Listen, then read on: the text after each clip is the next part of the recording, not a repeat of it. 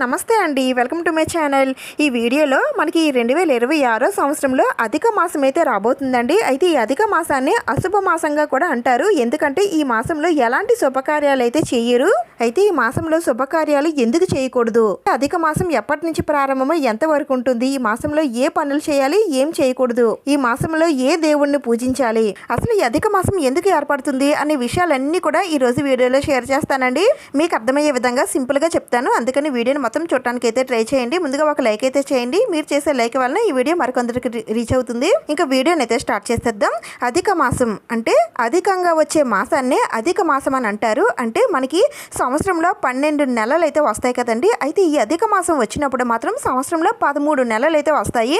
ఒక నెల అధికంగా వచ్చే మాసమే అధిక మాసం. అయితే ఈ అధిక మాసం ప్రతి సంవత్సరం వస్తుందా అంటే అలా రాదండి. ప్రతి 3 సంవత్సరాలకు ఒకసారి ఈ అధిక మాసం అనేది వస్తుంది. ఎందుకంటే మనకి 2 కాలాలు అయితే ఉంటాయండి. ఒకటి చాంద్రమానం, 2 సౌరమానం. మనం చాంద్రమానాన్ని అనుసరిస్తాము, తెమలియన్స్ సౌరమానాన్ని అనుసరిస్తారు. చాంద్రమానం ప్రకారం సంవత్సరంలో 354 రోజులు అయితే ఉంటాయండి. ఇంకా సౌరమాన ప్రకారం 365 రోజులు అయితే ఉంటాయి. ఈ 2 కాలాలకి సంవత్సరంలో 11 రోజులు తేడా అయితే వస్తుంది. అయితే ఈ మధ్య ఉన్న తేడాను సరి చేయడం కోసమే 3 ఏళ్లకు ఒకసారి ఒక నెలను అదనంగా చేర్చుతారు. అంటే ఒక సంవత్సరంలో 11 రోజులైతే 3 సంవత్సరాలకి 33 రోజుల్ని ఒక నెలగా అదనంగా చేర్చుతారు.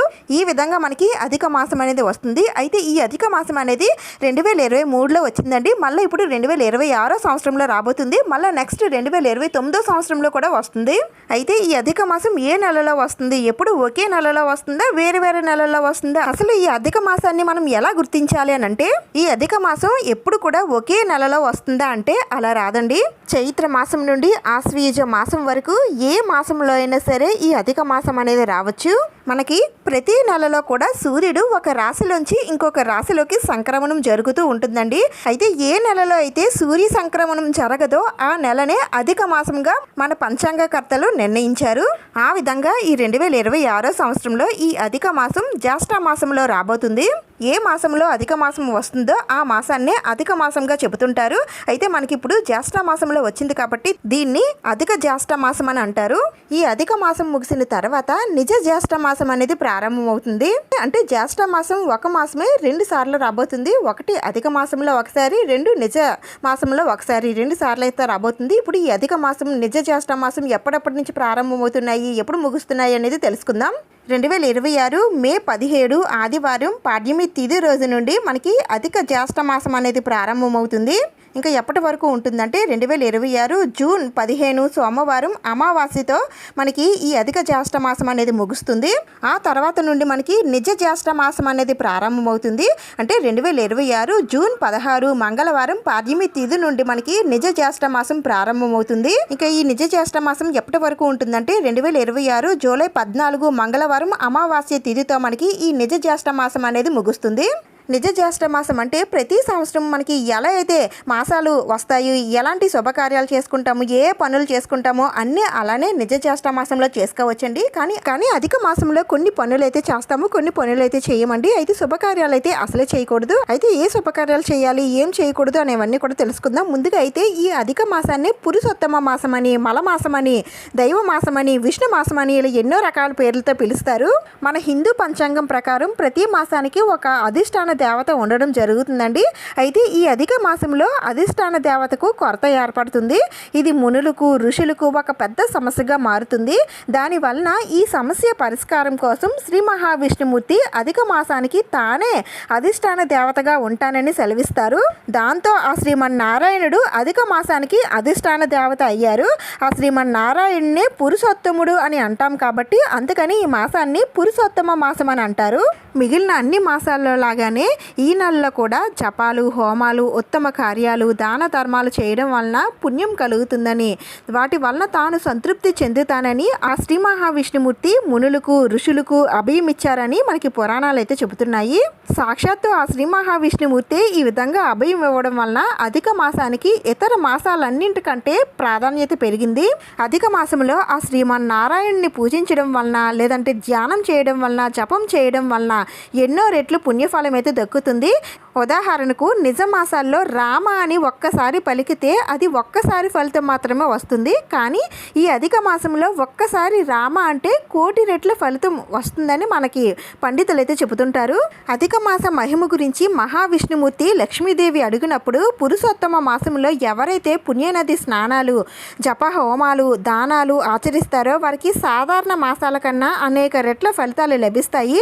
అధిక మాసంలో శుక్లపక్షంలో కానీ కృష్ణపక్షంలో కానీ అష్టమి, నవమి, ఏకాదశి, ద్వాదశి, చతుర్దశి అలాగే పౌర్ణమి రోజులు అయినా సరే పుణ్యకార్యాలు చేయాలని, దాని వలన వారికి అపారమైన పుణ్యఫలం లభిస్తుందని మనకి ఆ స్వామివారి చెప్పినట్లు మనకి పురాణాలు అయితే చెబుతున్నాయి.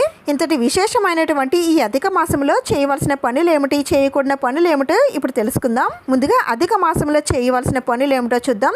అధిక మాసంలో దైవారాధనలు, పితృ ఆరాధన, పూజలు, దాన ధర్మాలు చేయడం వలన విశేషమైన ఫలితాలు అయితే లభిస్తాయి. ప్రధానంగా విష్ణుమూర్తి ఆరాధన, విష్ణు సహస్రనామ పఠనం, ఏకాదశి ఉపవాసాలు, వ్రతాలు, దీక్షల వలన రెట్టింపు ఫలాలు పొందవచ్చు. ఈ మాసంలో సకల దేవతల్ని పూజించవచ్చు. ఈ అధిక మాసంలో పుణ్యకార్యాలైన సత్యనారాయణ వ్రతం, దేవుళ్ళకి అభిషేకాలు, నవగ్రహ హోమాలు, నవగ్రహ జపాలు, శాంతి పూజలు, ప్రత్యేకించి భాగవత పారాయణం, రామాయణ పారాయణం, ఆంజనేయ స్వామికి సంబంధించిన హనుమాన్ చాలీసా వంటివి చేయవచ్చు.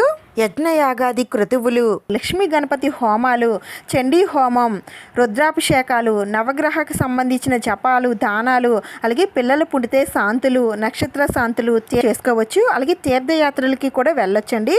ఇంకా ఏవైనా వాహనాలు లాంటివి కూడా కొనుక్కోవచ్చు, కొత్త బట్టలు లాంటివి కొనుక్కోవచ్చు, సీమంతం లాంటివి పెట్టుకోవచ్చు, రిజిస్ట్రేషన్స్ లాంటివి కూడా చేసుకోవచ్చు అండి. అంటే భూములు కొనుక్కోవడం, ఏదైనా ఇల్లు కొనుక్కోవడం లాంటివి కూడా ఈ అధిక మాసంలో చేయవచ్చు.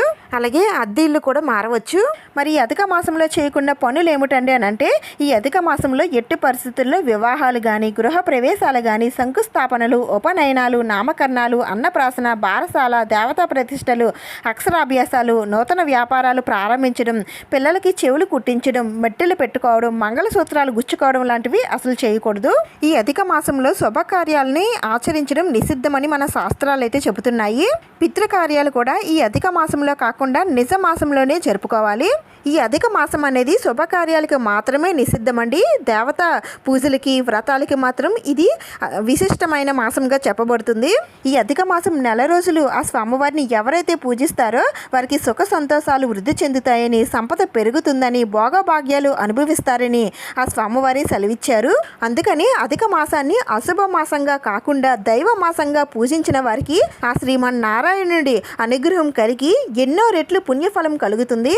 అధిక మాసం కోసం పూర్తి వివరాలు అయితే నేను తెలియజేశానండి. ఈ వీడియో మీకు యూజ్ అయింది, నచ్చిందని అనిపిస్తే ప్లీజ్ తప్పకుండా లైక్ చేయండి, షేర్ చేయండి, సబ్స్క్రైబ్ చేసుకోండి. ఇంకొక మంచి వీడియోతో మళ్ళీ కలుద్దాం. Thank you for watching.